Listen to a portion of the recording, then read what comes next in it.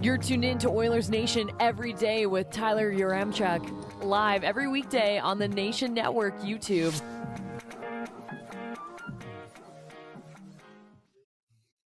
It is a Sherwood Ford Giant game day edition of Oilers Nation Everyday, coming to you live from the Sports Closet studio. And once again, Jay, a different look Sports Closet studio. It moves around. That's the thing about the Sports Closet studio. It goes where Tyler goes. We're in a new room. Tyler's decked it out.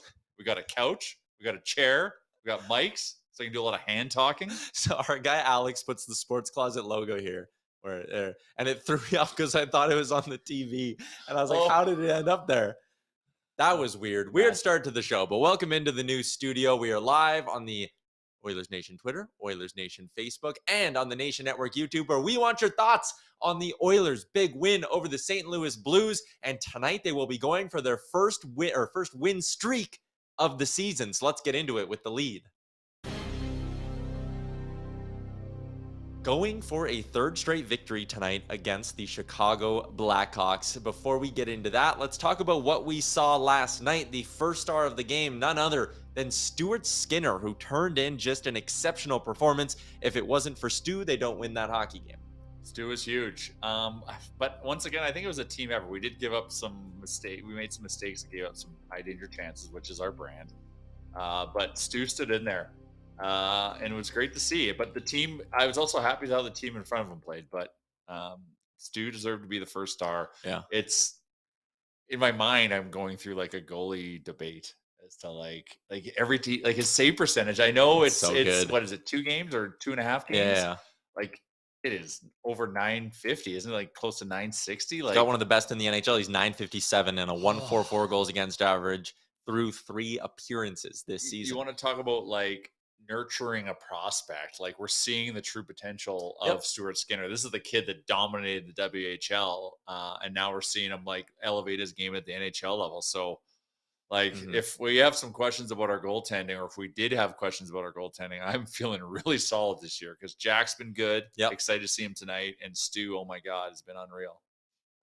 We don't have, in the old studio, I could mute my mic. I'm fighting back a sneeze right now. Oh, it is something. But I also think there's something to be said. Do it. Let it by. No, I'm not going to. I think it's gone now. I think there's something to be said about the way Skinner's playing, maybe relieving some pressure from a guy like Jack Campbell as well. That was a story in Toronto, and it wasn't a huge public story, but it was like, hey, like he got really rattled. Jack Campbell took it very personally when things weren't going well. And I wonder if knowing that there's that backdrop of, hey, young Stuart Skinner can come in at any moment and be that guy for this team, I wonder if that just makes life even easier on a guy like Campbell. It totally does. I would also question maybe I'm hoping, because this is me just being the Homer Oilers fan, that there's a better locker room environment than there in Edmonton than there is in Toronto. That also, like, if you are down in the dumps, like that can add another factor or weigh on it even more. So I'm hoping just overall he's in a better environment, whether it with solid teammates in the room. Obviously, Skinner being able to come in and relieve the pressure and come and put in good performances, and also just like raise that competitive bar. The one thing we know about Jack Campbell is he is extremely competitive. So if Stu goes out and puts out a performance like last night, like Jack's going to do his best to reciprocate or beat that tonight against the Blackhawks. Yeah. And I love that in these back-to-back games, there's never a situation like in the past where it's like, okay, what game are you sliding in Mikko? What game's the backup? Because it really feels like, at least right now, the Oilers have just a really solid 1A, 1B kind of duo. It's like a B+++. Yeah. We got a question in the YouTube chat. If you got any questions at all for myself and Jay, any game day thoughts from last night or looking ahead to tonight's game, let us know. Chris says, what is Stu's contract? Well, he's an RFA at the end of the season. Sign him now. He has arbitration rights as well. I actually think the deal you kind of look at with a guy like Stuart Skinner is exactly what Dan Vladar got with the Calgary Flames. He just signed a 2-year, $2.2 million contract that's going to walk him right into into his UFA years. I wonder if it's not 3 years by $2.2 million for Stuart Skinner. Give him that extra year. He's around for the bulk of the Jack Campbell contract, and then in 3 years you'd have a decision to make. But I wouldn't worry. That's a good problem at that point. Yeah, it is. It would be a great problem to have, and I think that if you're worried about Skinner having a great season and like being worth so much the Oilers can't afford him and Campbell, I wouldn't be. Look at what a guy like Jake Ottinger got paid. Look at what Igor Shesterkin won the Vezina last year. He got 5 point something million out of his ELC. That's a guy who's winning Vezina trophies. Stuart Skinner's not quite there. He's still in that backup role. Even if he has an unreal season, finishes at like 922, this isn't a guy who you're going to have to give $5-6 million to. It's going to come in on the lower end of things for sure. But we should try to extend him in season, I think. Why not? Get it done now. Get it done now. Also makes, well, Stu's worked, like he's taken the long road. Like, hasn't he been at ECHL? Like, he's gone that low? He's only 23. I But know, he did, like, he started low. He's worked his way up. So, like, give him the vote of confidence now. You know who else I want to see signed to a long-term deal immediately? Ryan McLeod. Another great game from the Oilers centerman, number 71, last night.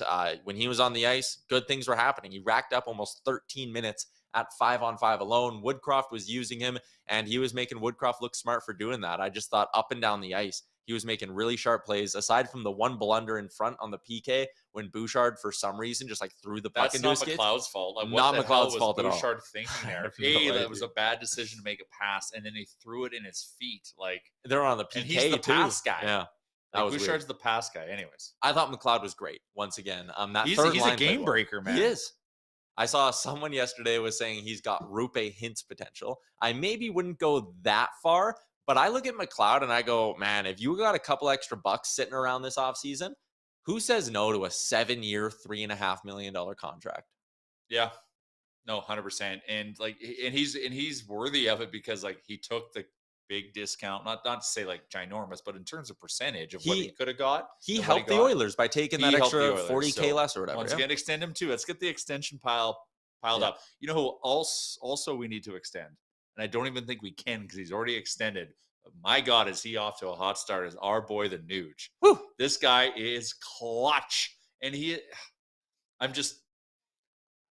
is who we always thought he was. Yeah. But we have to anyone who kind of sits, 8 years, like this is look at the guy we have right now. This is what we're paying for. And he is going to be a vital piece of this team in a deep playoff run. And him on this new line, like, oh man, Nuge, I love you, buddy. Like a lot.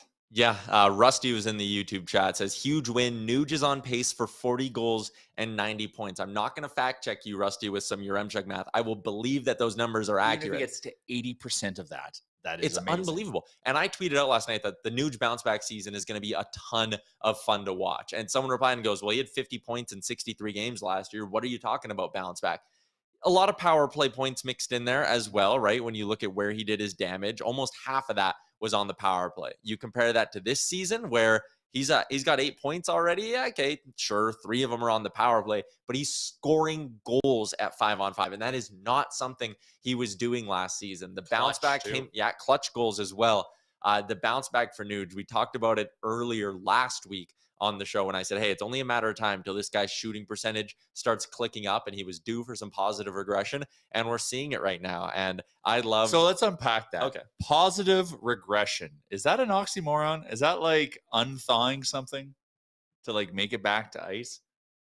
Yeah, I guess. It's what positive regression. Yeah. What would be a better way for me to say that? I don't know. Like this is just an open debate. Would it be aggression? What is the affirmative to regression? Progression. Progression. Drop the re. There it is. So it's not positive. It's progression to the mean. Progression to the mean. We worked our way through that problem. You know what? It's been on my mind because this is the second time you've said this in fair. some kind of piece of content we've done at the Nation. And I've been thinking, I'm like, I feel like that's a counterintuitive statement. Anyways, we broke the code. Yeah. But anyways, his shooting percentage is starting to bump up. And I loved the moment after the game yesterday when Stuart Skinner was being interviewed by Gene Principe. And he talked about the big goal from Nuge, saying, I watched him growing up. I was the one in the crowd chanting Nuge when he scored. And like, what a beautiful moment between a locally grown, could be the starting goalie of the future, and the first player to commit wire to wire his entire career to the Edmonton Oilers. Oh, pulling at my heartstrings. That was special, but that goes back to a few things. Like that just shows you like the team culture's there. Like for him to go in an interview and talk like that. Yeah. Like once again, like I'm really feeling like there's positive juju in this room.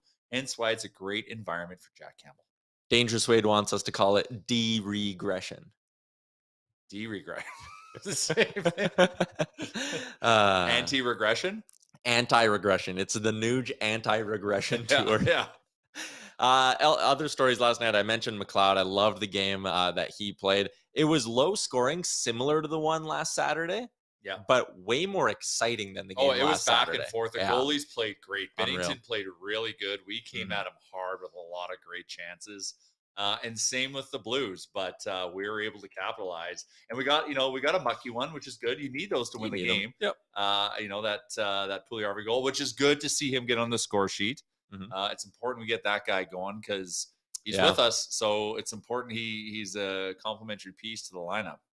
Yeah, that third line, like I said, they were really impressive in my eyes last night. Not just the goal they scored as well, which I know Connor was one of the initial that made the pass out of the zone, but that was Puljujärvi hunting down a puck, making a great play, Foegele driving hard, making another great pass, and then Puljujärvi going to the right spot. And when you go to the front of the net and you got a big body and you got decent hands, good things are going to happen for you. And that was a prime example on that goal right there. In total, McLeod, Foegele, Puljujärvi played 7 minutes and 15 seconds together. The shot attempts were 9-6 in favor of the Oilers when they were on the ice, and they weren't on the ice for a goal against either. So really good stuff from that third line.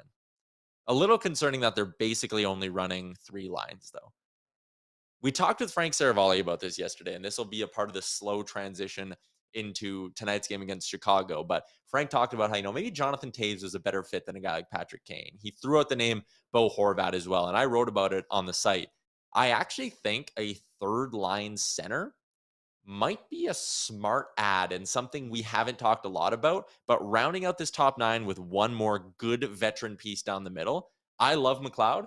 I think McLeod is the third line center of the future, but you need depth. And I think if you have McLeod on the wing, he can be just as effective this year. I think the idea of going and getting, maybe it's a Jonathan Toews, I think it makes a ton of sense for this hockey team. 100%. Well, like you build your team through the middle. So, investing in center depth and like really reliable center depth, especially going into a playoff run, like that will pay dividends. And yeah, let McLeod buzz around, get him out, like, so he doesn't have to do, the kind of center duties in his own end. Let him just go fly and hit him on as an outlet pass. Cause the kid buzzes. He doesn't have to be a center. It's nice that he is. It's nice that it's nice to have an embarrassment of riches of centers. Also when injuries come along. So I, especially someone with a veteran presence like a Toews and even a Horvat with a veteran presence. And I don't know if you've been reading the headlines over in Vancouver land, but like Bo might need a change of scenery. He might want a change of scenery. He might be hinting at it. Let's get into what the YouTube chat is saying here after Dangerous Wade's beautiful de-regression comment. Rusty says, Nuge is the heart of this team. When he's buzzing, the whole team is buzzing, and I love that. You can't see. Oh, no, you can see it on camera. We got the beautiful, we stole Bag Milk's autographed Nugent-Hopkins jersey and hung it up. Not getting it back. Right next to the beautiful Hyman jersey that our friends at the Sports Closet gave us to decorate the new studio with, because we love the hardworking spirit of a guy like Zach Hyman. He's actually getting some love in the chat right now. He deserves that guy. The guy he doesn't stop. That, like I said, it's a good culture there. His hardworking effort and just the fact that he's a nice guy, just that's the team has got to feel that. And so he sets the bar, he raises the tide. Frog Prince makes a great comment in here. Hyman is my favorite hardworking Oiler. I love the comment made during yesterday's game. You can't tell kids to play like McDavid, but you can tell them to play like Hyman. 100%. I love that. You can teach hard work. Yeah. That is great. Let's talk about the blue line a little, because there's a few questions in here or comments. Chris says Niemelainen was steady. Didn't feel worried with him back there. Mojis. Ceci has been our best defender. And then someone else asked for our comment or for our thoughts on Ryan Murray as well. I mean, the blue line, it's just, this is How what about it that is. Spinorama, last guy back. He pulled. Yeah.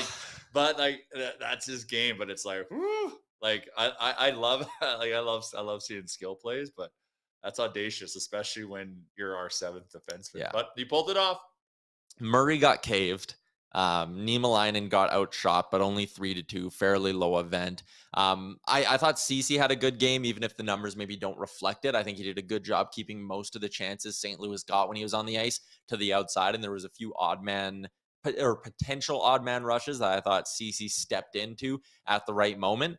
I think CC has actually been their best defensive defenseman so far this year, or at least their most consistent defensive piece, which is great. But the blue line is what it is right now. How was Bush? What's Bush metrics?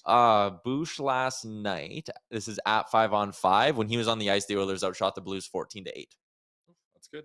When he's on the ice, things are moving in a positive direction most of the time, but that turnover was just ugly. I'm sure Dave Manson was losing it on the bench when that happens, because he does get animated on the Oilers bench. Thank you, Stu, for making that save. Because that would have been misplaced of the month like 90% of the time. Yeah. Joey says he liked Nurse last night, and I do think I didn't like Nurse's game early in the season, but I feel like since after the Buffalo game, every other game has been sort of a step in the right direction for Darnell Nurse. The blue line is what it is. The left side is going to be an issue. Certain players are just prone to having bad games, and that's that for me. Like, I don't know. Until they go. There was a left shot defenseman out there. You want Jacob Chikrin? I feel like the price is going down because he's not healthy. Yeah, no. Yeah. Take the gamble. Arizona's home opener is coming up this weekend. I know. That is going to be something. On Daily Faceoff Live today, we had Luke Lipinski from Arizona. He does pre and post game for the Arizona Coyotes on the Sports Talk radio there. And he talked about how, this actually isn't a bad thing in Arizona. He was like, it's going to be, he thinks actually it'll eliminate like the snowbird fans. He thinks it'll actually be 5,000 like Coyotes fans in there. And for once they'll have home ice advantage. Correct. Did you see the ticket prices? They're high. The only people that are willing to pay those are the snowbirds coming to cheer on their home team from Canada when they're playing in Arizona. I doubt it. Let's get into the lines for tonight's game against the Chicago Blackhawks. We'll move into a little Sherwood Forward game day preview. This is a Hawks team that's off to a relatively surprising start to the season here. Alex has the Oilers lines. Alex, I'll make your life easier. We'll start with the Oilers line since I see it's quicker for us to pull that up. Expecting more of the same from the Oilers this evening. McDavid with Nugent-Hyman, Draisaitl with Kane and Yamamoto, McLeod with Puljujarvi and Fogle, extra forwards Shore and Ryan. The blue line, you already know the 7. It's Nurse, Bouchard, Kulak, Ceci, Murray, Barry, and Marcus Niemelainen. I can rattle those off quickly. And starting between the pipes is our guy, Jack Campbell, who outside of the Calgary game has given this team a chance in every single start. And I expect more of that tonight, especially after he sat on the bench and watched Skinner do what he did. So if Jack wins, he gets his BOA revenge. You think? Do you think? I think he goes Skinner no matter what. Oh, I feel that's... He just won you a hockey game. I know, but I feel that's a weird signal to send the Flames. But... I trust your call. I mean, they started Vladar last game. I know, and I thought that Skinner pitched almost a shutout in that game. I think he'd go to Stu on Saturday, but we'll preview that. We'll preview that from Calgary. Ooh, with our friends at Barnburner. Sold his Arkell tickets.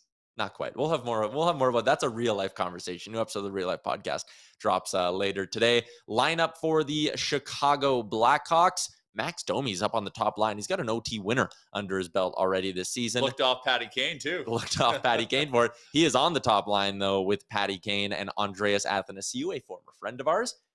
Both Domi and Athanasiou. This whole line, that top line for Chicago, my prediction, none of them will be Hawks after the trade deadline. Domi and Athanasiou signed 1-year tickets. They're gone. Yeah. Kane's gone. Yeah. The second line, Jonathan Taves, potential future Oiler, centering Taylor Radish, and a former Oiler, Jujhar Khaira, getting top 6 minutes with the Hawks. It's good to see the Hammer back on the ice. Well, I know he's been playing for a while, but for me to actually watch him.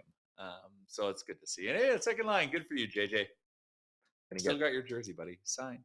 I'm going to get the chat to start dropping their hammer emojis. Sure. There you go. Sure. Jason Dickinson on the third line with Sam Lafferty and Philip Kurashev. Dickinson's off to almost a point a game start here in his Chicago won that trade.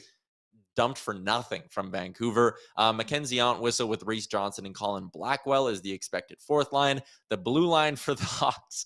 I don't understand how this team's above 500. Jack Johnson with Seth Jones, Jared Tenorti with Connor Murphy, Jake McCabe with Caleb Jones. So one thing to keep an eye on, and I've always noticed he's been just a pain in our ass when we play him, is Connor Murphy.